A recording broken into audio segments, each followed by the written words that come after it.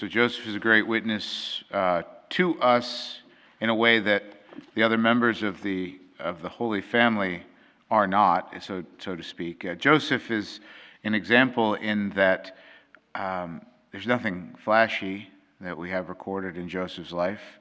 Joseph's very simple, not to say he was dumb, simple as in he didn't need much. He just did his job, kept his head down, and fathered the Son of God, did his trade. And it's in this that we find true sanctity, really, for those of us who are imperfect. Joseph is not understood in any way to have been preserved from the stain of original sin. We don't know of any particular personal sin that Joseph had ever committed.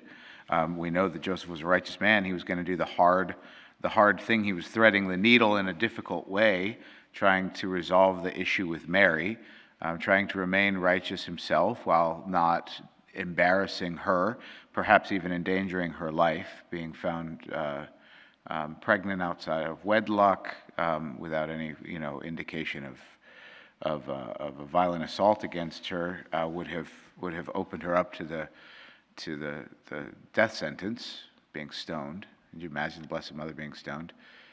They throw the stones and they turn into marshmallows before they hit her, probably, right? But nevertheless, Joseph's just a regular guy. And I think that's what's so attractive about Joseph today. It seems to be a greater devotion to the St. Joseph coming up in the last few years. You have that, I don't like it at all, but that book that a lot of people like about the 33 Days of St. Joseph or something like that, written by what is that? It came out of the same people who did 33 Days of Morning Glory. Yeah, the Gately book. Whatever his St. Joseph is. He makes St. Joseph out to be like a grandma, though. I don't like it. But anyways, Joseph's just like this. He's just a regular guy, right? A regular guy who knows what he's about. And I think that's one of the most important marks of masculinity, is knowing what we're about. Staying focused on the larger picture and being the will that drives a family forward, right? Mom takes care of the minutia. The ability to think about more than one thing at once is a superpower of women. That they're able to do that. And a man, single focus, single-minded, almost myopic, seeing the big picture and just driving forward. And this is what Joseph does for the Holy Family, right? He does his job.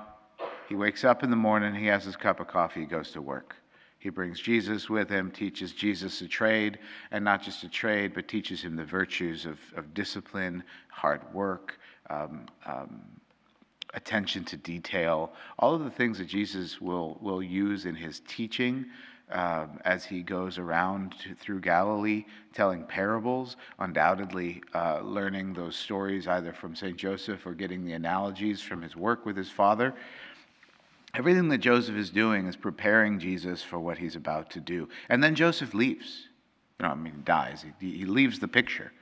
He doesn't get a recognition of his life. He doesn't get a note of his death.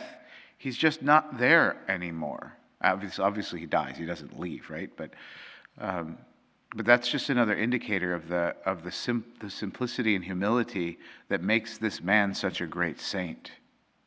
He doesn't need fireworks or wailing or whatever the appropriate thing would be for his funeral. He just isn't there anymore. Because he, like John the Baptist says, I must decrease and you must increase.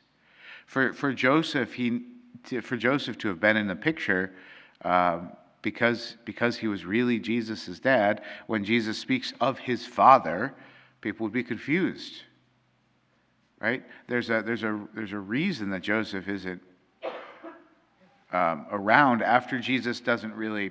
This is going to sound bad, but after Jesus doesn't really need him anymore, after he's well formed, after Joseph has kind of done his dad job, Joseph's gone.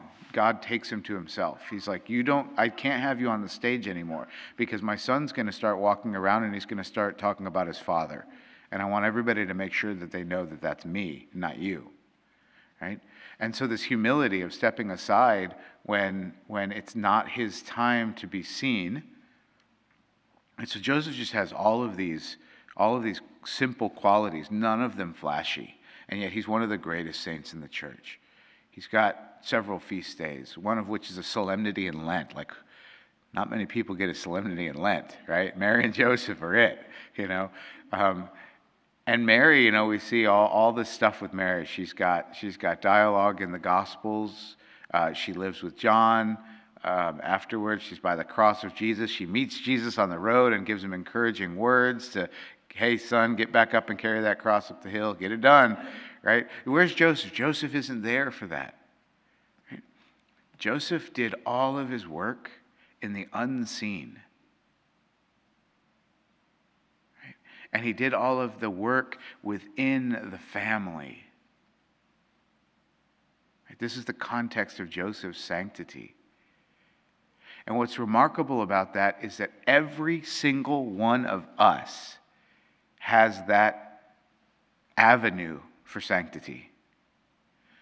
To do the simple tasks in the moment, without the flash, whether anybody sees us or not, for our family, for the needs of those around us. Everything that St. Joseph does, there's nothing that St. Joseph does that makes him such a great saint that is not available right now to you and me. I can't do everything Mary did. Certainly can't do everything. Well, I do a lot of what Jesus does, but not in the way that Jesus does it. There are great saints around who have done miracles, great saints around who have written books that have remained with us for 1,400, 1,600, 1,800 years. I'm not going to do that. But what St. Joseph does, I can do that. That's available to me. It might be harder than what these other people did, but it's available to me. This morning I had to choose to get out of bed, and I did it. That's a win. I was a little rushed for time, but I said, you know what, my prayer is more important than the other things that I won't be able to get to do before I get down here to hear a random last-minute confession that just sprung up on me, and I'm like, okay, that's what I'm going to do, and that's going to cut even into more of my time. Oh, well, but I'm going to get my prayer done. That was a win. I don't do that all the time. I'm not saying that this is this might actually be a rarer exception, right? Which is why it's such a perfect example, right? I got it done. Just those little things. So far this morning, y'all, I got 5 or 6 wins under my belt, right? Of little things that we were able to get done for the Lord that nobody saw. I mean, y'all are hearing about it now, but I don't care. I'm not particularly proud about it. I think it's just a wonderful opportunity to talk about the ways that you can see your own morning, your own day, your own evening as little wins for the Lord. Just live your life well in the moment. Whatever the moment brings to you, do it well. Do it worthily. Do it patiently. Do it with great love. This is Teresa's message as well, right? The great things with little things and great love, right? It's just rife in the Christian tradition, and St. Joseph was perhaps the greatest model of that. Just this good man. Like that's all Joseph is. That's really all Joseph is. A good man. He's a man who did what was best for his wife. That's really the most we know about Joseph, right? He did the best for his wife. He immigrated illegally, by the way, to Egypt to save his children from violence and terror in his native land. Did that to protect his family. Good on him. Better than some schmuck that would have just stayed behind and left his family to die at the hands of terrorists or at the hands of bullies, right? He did that. And that's really all we know about Joseph. But what we know about Joseph, predicated to the rest of his life, makes for what we can call a good man. And that's what each one of us needs to do. You look at the people in front of you, say, what do you need? It doesn't matter how I have to sacrifice for it, but what do you need? I'm not going to ask, what can I give you? I'm going to ask you what you need, and then I'm going to figure out how to make that happen. According to priority. Mary first, Jesus second, and then, probably the rest of his town, whatever. Right? Great man.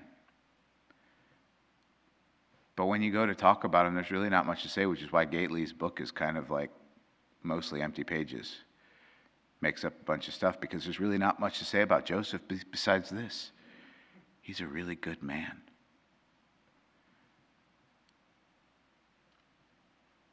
The way that he's a really good man is in the normal, regular, everyday things that we have to do.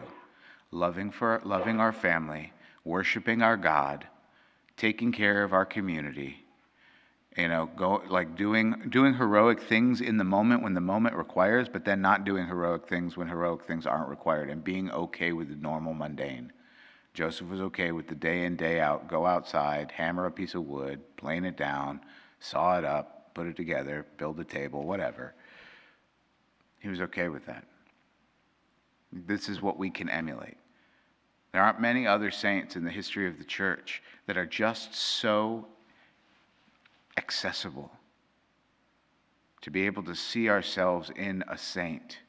There's no easier saint to see ourselves in than St. Joseph, because he was just a regular guy doing life well. Let's just try to do that today and for the rest of our lives.